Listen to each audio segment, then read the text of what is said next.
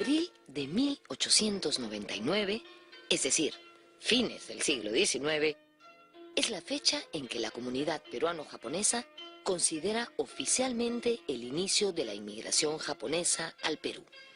En esa oportunidad, cientos de ciudadanos japoneses llegaron al Perú para trabajar bajo contrato. Detalle curioso es que en el censo de 1614 se registran 20 japoneses entre hombres y mujeres. En 1872, Perú y Japón protagonizaron un conflicto diplomático. El barco peruano María Luz, que trasladaba trabajadores chinos al Perú, fue intervenido en el puerto japonés de Yokohama. Las autoridades niponas descubrieron que los chinos sufrían maltratos a bordo. El capitán de navío peruano, Aurelio García y García, fue enviado por el gobierno a Japón en 1873. García y García se entrevistó con Mutsuhito, el emperador Meiji. De esta manera, el 21 de agosto de 1873, se firmó en Japón el primer tratado de paz, amistad, comercio y navegación entre la República de Perú y el Imperio japonés. Este fue el primer tratado que firmaba el Japón con un país latinoamericano. Años antes se contemplaba la pena de muerte para los japoneses que viajaban al exterior. El interés de los japoneses de buscar oportunidades donde fuera y el interés de algunos gobiernos extranjeros en atraer mano de obra, ¿no? En el caso peruano, Perú estaba creciendo, ¿no es cierto? Se necesitaba mano de obra para las haciendas en la costa, y ya se había abolido la esclavitud, la población andina no podía o tenía dificultades para migrar a la costa, entonces hacía falta mano de obra, ¿no? Entonces se alienta la inmigración de trabajadores asiáticos, ¿no? Primero los chinos y después los japoneses.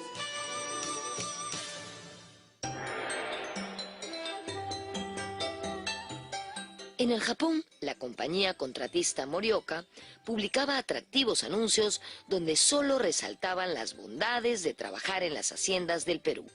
790 varones japoneses se aventuraron y firmaron contrato de trabajo por 4 años. Este primer grupo de inmigrantes provenía de diversas prefecturas niponas, como Niigata, Hiroshima y Okayama. We begin tonight with a story from Havana. Back in the mid-1800s, tens of thousands of Chinese were shipped to Cuba to work on tobacco, coffee, and sugar plantations. At its peak, 150,000 Chinese immigrants were living on the small Caribbean island. It was one of the largest Chinese populations in the Americas. Today, there are less than 300 ethnic Chinese left in Cuba. But as correspondent Michael Voss reports, those remaining are reveling in the rediscovery of their Chinese roots. A group of dragon dancers perform on the quayside in the old port of Regla on the far side of Havana Bay. They're awaiting the arrival of this small white boat. Aboard are some of the few remaining ethnic Chinese who were born in Cuba. It's a symbolic reenactment marking the 165th anniversary of the arrival of the first Chinese immigrants to this Caribbean island. It marked the start of a long history of Chinese migrants. Many of their ancestors still live in the Barrio Chino, in what is today a rundown part of central Havana. At one point, this was the largest Chinese community in the Americas, outside of San Francisco, California. In June 1847, the first ship carrying contract workers from China landed here. Historian Teresa Maria Lee is director of a Chinese cultural center in Havana. Justamente ya se estaba librando una batalla por eliminar la trata negrera y justamente la opción era traer colonos chinos. que llegaron de forma masiva a nuestro país a partir de esta fecha a trabajar fundamentalmente en labores agrícolas. En aquella época las labores fundamentales eran el cultivo de caña, el tabaco y el café. Regla is the same port the Spanish used to bring in slaves from Africa.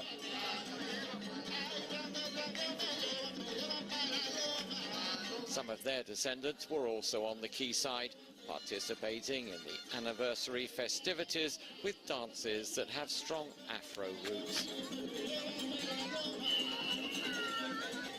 The Chinese were treated almost as badly as the slaves. Sold to plantation owners as indentured servants, they had to work for 8 years before being set free. La mayoría fueron hombres. Pudiéramos decir que el 99% de esta migración fue de hombres. Bueno, podrá imaginarse usted, todos estos hombres solteros se unieron fundamentalmente a negras, porque eran sus similares en cuanto a estatus social. De ahí es que viene la famosa y hermosa mulata china, cubana, de la unión justamente de la negra con el chino. Those connections resulted in a population today of hundreds of thousands of Cubans who can claim an Afro-Chinese ancestry. And one of the most famous just may be the late surrealist painter Wilfredo Lam. Born in 1902, his mother was the daughter of an African slave, his father a Chinese immigrant. One of his works sold for $4.5 million at Sotheby's in New York. Then there's General Gustavo Chui. Angered at the discrimination against blacks and Chinese before the revolution, he joined Fidel Castro as a guerrilla fighter in the Sierra Maestra Mountains. Later he went on to command Cuban troops fighting in Angola. Esos chinos naturales, más los que murieron y los que se fueron, dejaron una estela de chinos, es decir, descendientes, una gran cantidad de descendientes. Nosotros somos descendientes de chinos. Y en la guerra hubo 3 generales, pero hubo muchos coroneles, muchos tenientes coroneles, mayores, capitanes, mujeres chinas que combatieron en la sierra también.